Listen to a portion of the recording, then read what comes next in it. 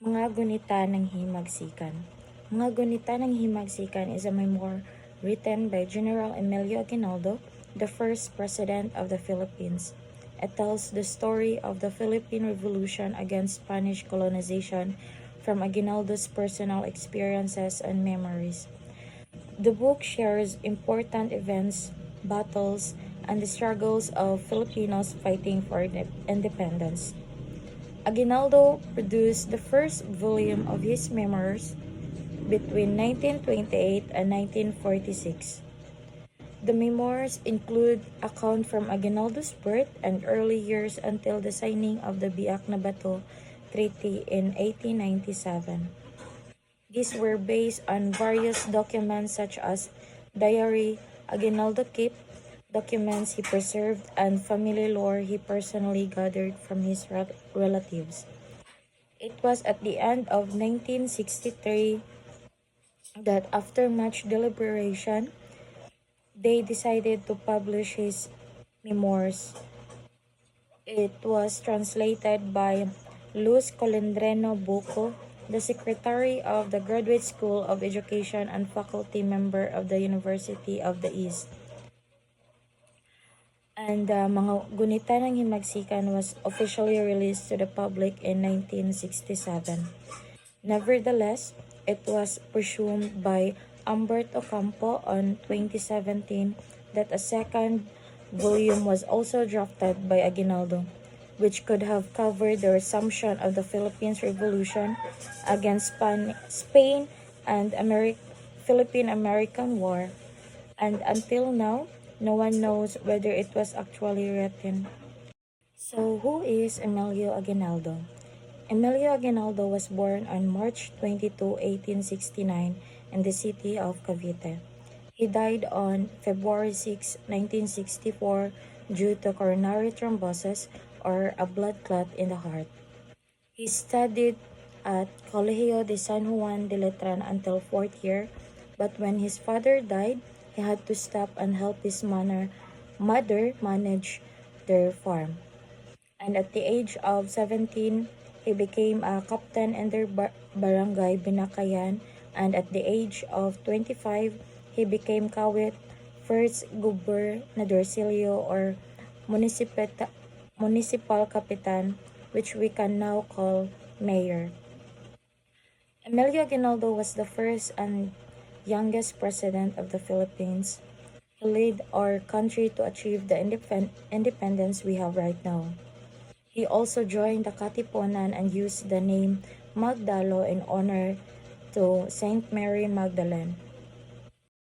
A year before his passing, Aguinaldo donated his Kawit mansion to the government.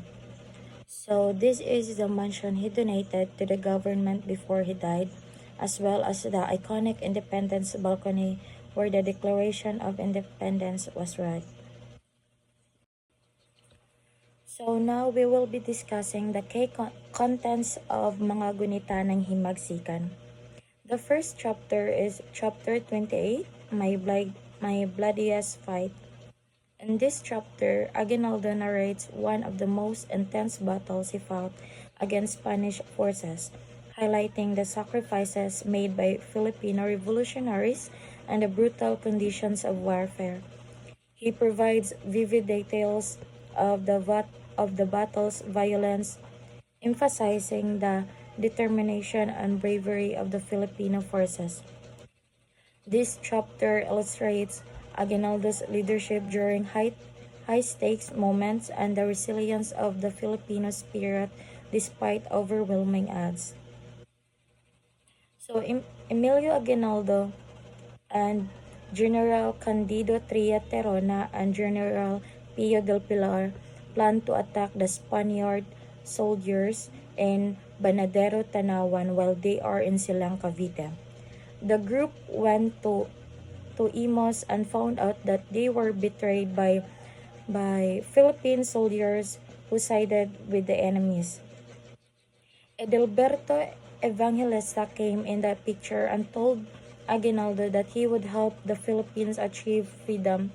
The latter agreed and made Evangelista Director General and for him to work with Crispolo. his brother.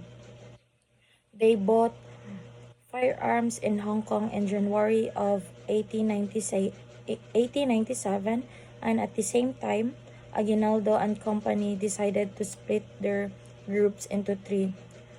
During the battle, they went to their strategized position, and they faced more than 5,000 soldiers headed by Captain General Ramon Blanco using their weapons.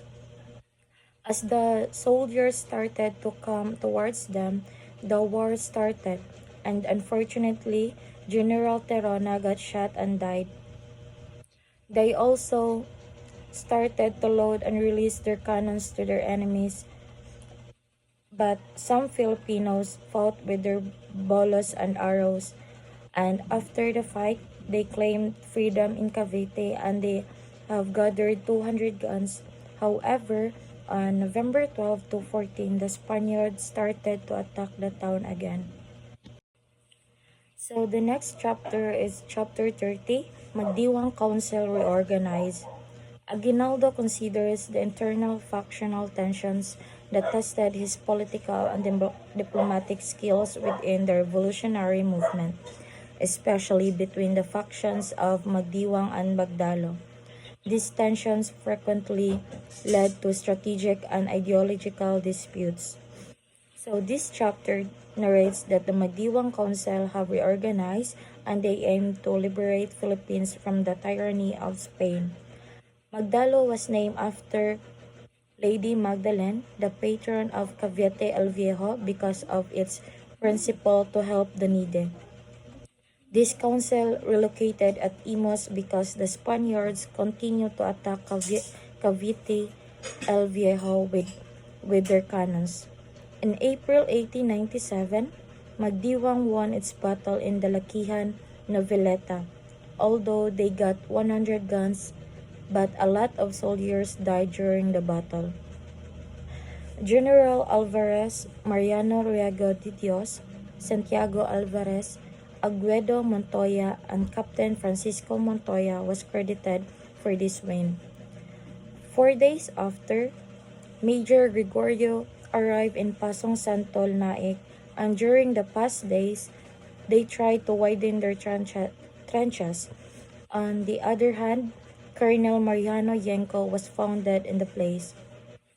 Meanwhile, Aguinaldo are still worried about his family and Magdalo Council because he has not visited both in a while. He even forgot about his birthday due to the current situation of the country. So the next chapter is chapter 38, my election to the presidency. During the Tejeros Convention, a significant but divisive occasion in the revolutionary cause, Aguinaldo discusses his election as president. He talks about the conflict it caused, especially with Bonifacio, and considers the challenges of governing a young republic while under pressure from both Spanish forces and internal faction.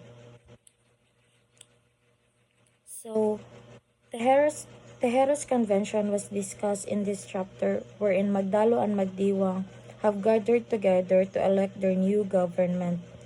Aguinaldo was surprised that he was elected president despite the fact that Bonifacio was the one who arranged the meeting. This was announced to him by Colonel Vicente Riego de Dios while he was in Pasong Santol, Dasmariñas. Bonifacio was nominated in various positions but only won as Secretario de Interior. Everything was fine until General Daniel Terona objected and saying that he is not qualified because he is not a lawyer. Bonifacio took out his revolver and pointed it to Terona. Supremo reinstated that they had an agreement that everyone will respect the elected candidate, and he also questioned why his win is being objected. But because the Supremo was offended, he stood up announcing that the said election was void, and then he left without saying anything. Colonel Santiago Santiago Relio continued to the meeting and talked about making the recent election official. After this, the meeting was stopped and they waited for General Emilio Aguinaldo to arrive. When Aguinaldo arrived, he made his speech and accepted the presidency he was given. He also promised to his fellows that he will not let them down. And in March 23, Major Andres Villanueva of Naik ordered his battalion to come. At the same time, a resolution was passed voiding the meeting they had in Tejeras, Malabon.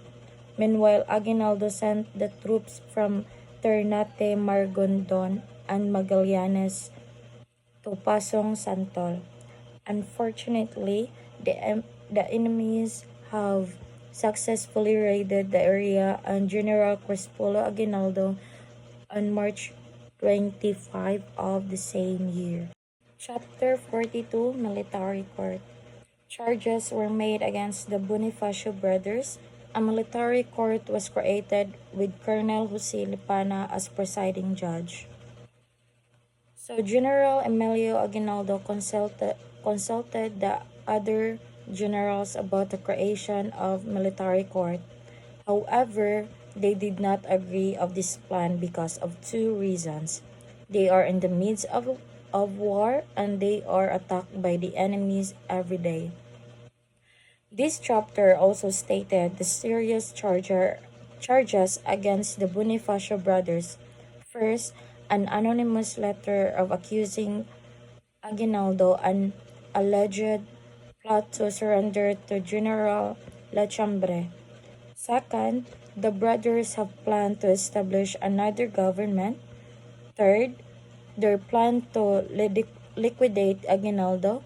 And fourth, the escape of Bonifacio brothers together with General Artemio Ricarte to escape from the responsibility of their acts. And fifth, their dereliction of duty because they refused to fight for their country. The generals of Aguinaldo, specifically General Pio del Pilar and General Mariano Noriel, convinced Miong to execute the Bonifacio brothers. At the end, Aguinaldo stated that the trials of the Bonifacio brothers immediately started in Naik before it was moved in Maragondon. So, the next key contents of mga gunita ng himagsikan is Chapter 44, Death of Bonifacio Brothers. One of the most controversial events in Aguinaldo's life, this chapter details the execution of Andres and Procopio Bonifacio. Aguinaldo recounts the chain of events leading up to their deaths, the accusation of treason, and the painful decision that impacted his legacy. He reflects on the shattered unity within the movement and the cause of revolutionary leadership. So after the trials of the Bonifacio brothers conducted by Consejo de Guerra, composed of 7 people led by General Mariano Nore, Andres and Procopio were found guilty of treachery, sedition, and rebellion. Both were punished with death, and Aguinaldo said that after he knew about this, he felt pity for the two. He realized that he never thought that he would have enemies in his entire life except at the time when he was fighting for his country. Aguinaldo also said that it did not also come to his mind that he would encounter an enemy who is a fellow Filipino during his fight with the Spaniards. Because of his pity, he intended to lower the punishment to just exile them in the mountains of Pico de Loro. Upon hearing this, General Pio del Pilar and General Mariano Noriel came immediately to Miong and convinced him not to continue his plan because the Bonifacio brothers might still have a chance to execute their plans and might also be a threat to the current government. They also said that the brothers should not be forgiven because they are considered traitors. Niong was convinced by this and annulled his first decision. And because of this, the execution still pursued, and Andres and Procopio Bonifacio was executed in Mount Tala by the soldiers of Commandant Lazaro Macapagal. So now I will be discussing the major events covered in this book. The first one is joining the Katipunan on March 7, 1895. Emilio Aguinaldo entered the Katipunan, a secret revolutionary society established by Andres Bonifacio. He used the code name Magdalo in honor of Saint Magdalene and began developing an acquaintance with Bonifacio. He was so eager to support the Katipunan that he managed to encourage citizens from Cavite El Viejo and welcome those who couldn't join the Katipunan. His determination caught Bonifacio's eye, and soon a faction was established under his name and place. By June 1895, the Magdalo Council of Cavite had been formed, and with Baldomero Aguinaldo as its official head. So, Emilio Aguinaldo joined the Katipunan, the secret revolutionary group fighting for independence from Spain in 1895. He, he used the code name Magdalo of, because of Mary Magdalene, who is the patron saint of his hometown, Kawit, Cavite. When Aguinaldo joined, the Katipunan was led by Andres Bonifacio and was expanded its influence especially in Cavite, where Aguinaldo quickly became one of its key leaders. Aguinaldo organized and led the Magdalo faction of the Katipunan in Cavite, and his cousin Baldomero Aguinaldo also joined the Katipunan. The Magdalo group was one of the two main Katipunan factions in Cavite, the other being in Magdiwang. Aguinaldo's leadership and military strategies led to several victories against Spanish forces, making Cavite a stronghold of the revolution. His successes in battle and leadership abilities helped him rise rapidly within the movement. By August 1896, Aguinaldo was already the local leader of the Katipunan in Cavite Viejo, that we can now call Kawit, and his victories inspired more Filipinos to join the fight for independence. The first cry of Pugad Lawin. The first cry of Bugad Lawin was an event on August 23, 1896, when members of the Katipunan, led by Andres Bonifacio, gathered at the house of Juan Ramos in Pugad Lawin and decided to start the Philippine Revolution against the Spanish rule. During this meeting, they tore their community tax certificates or cedulas as a symbol of rejecting Spanish authority and shouted patriotic slogans like "Long live the Philippines." This act marked the official start of the armed uprising for independence from Spain. The term cry means the call to revolt or rebellion, and it symbolizes the Filipinos' decision to fight for freedom. Although there is some debate about the exact date and location, with some accounts pointing to Balintawak. The Philippine government officially recognizes on August 23, 1896 in Pugadlawin as the date and place of this historic event. This event is important because it united Filipinos in their struggle and sparked the revolution that eventually led the country's independence. The Philippine Revolution. The Philippine Revolution was an important event in Philippine history. It started with the cry of Balintawak in August 18, 1966, and ended with the Declaration of Independence on June 12, 1898, in Kawit, Cavite. This declaration marked the beginning of a free Philippines, showing the people's desire to govern themselves. Emilio Aguinaldo led the revolution, facing many challenges but showing strong leadership during the fight for freedom. The Battle of Binakayan. The Battle of Binakayan or Dalahican was a major battle during the Philippine Revolution fought from November 9 to 11, 1896. It took place in Binakayan, Cavite Viejo, now Kawit, and Dalahican in Noveleta, Cavite. This battle resulted in a decisive Filipino victory against Spanish forces, marking the first significant Filipino triumph in the revolution. The Filipino forces, numbering around 100,000, including regulars, militaries, and volunteers, were well prepared with extensive trench systems designed by General Edelberto Evangelista.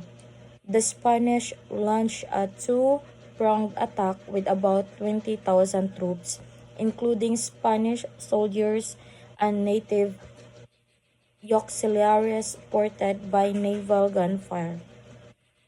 Despite heavy artillery, bombardments, and assaults, the Spanish troops failed to break through the Filipino defenses. The revolutionaries, led by Emilio Aguinaldo and other generals, mounted strong and counterattacks.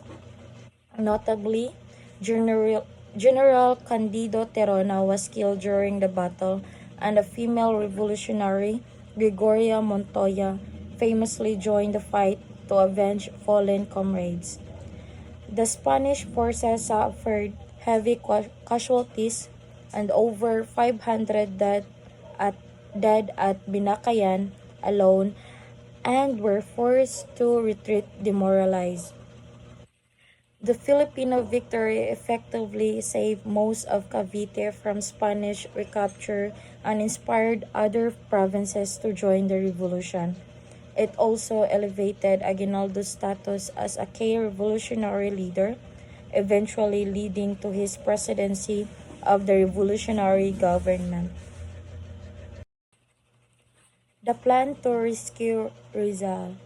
During the Philippine Revolution, several plans were made by the Katipunan and other revolutionaries to rescue Dr. Jose Rizal from Spanish imprisonment and execution.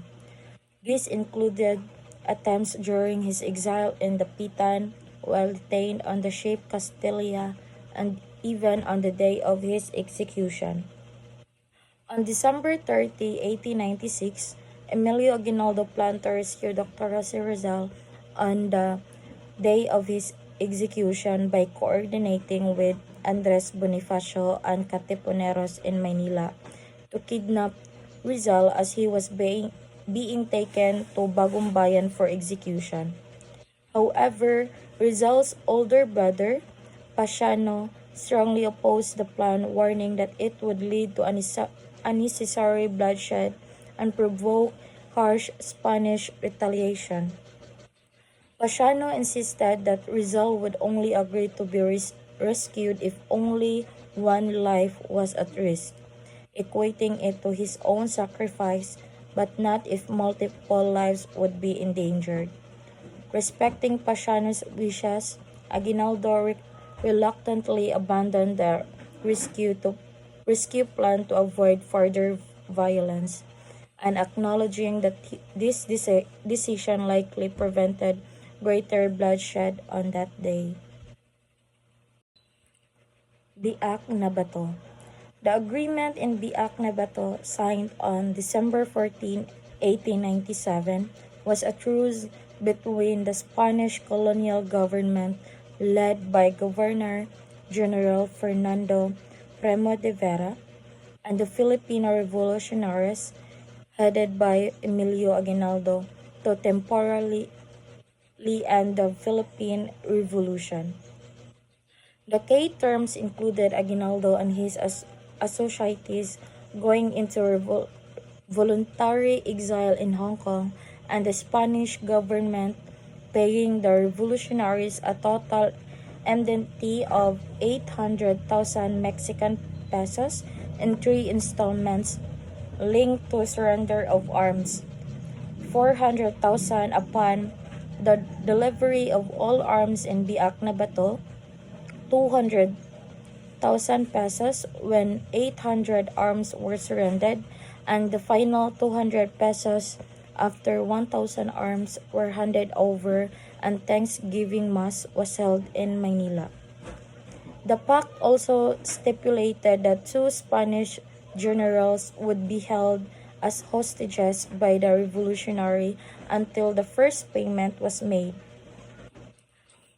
Additionally, there were agreements for reforms such as the expulsion of religious orders and the establishment of an autonomous government.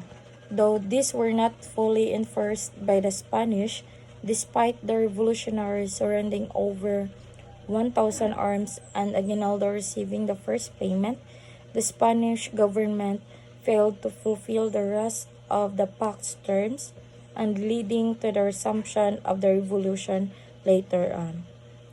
Thank you.